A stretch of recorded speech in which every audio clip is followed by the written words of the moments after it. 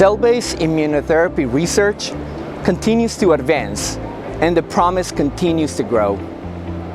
Novel ideas to develop cancer therapies, such as chimeric antigen receptors or CAR therapies, are now a reality. And yet, developing and manufacturing high-quality, clinical-grade cell therapies for large-scale patient use continues to be a challenge. So in order to bring this groundbreaking treatments to as many patients as quickly as possible, researchers, developers, and manufacturers need to improve on manual, open, and time-consuming processes.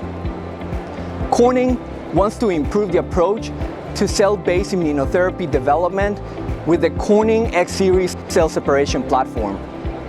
It provides a streamlined solution in semi-automated and closed systems with the speed and performance gains in enriching and isolating blood-derived mononuclear cells without the need of density-graded media, selecting specific cell populations with lipid-derived microbubbles, washing contaminants and cryopreservants such as DMSO, and concentrating cellular suspensions in small volumes optimal for cell formulations.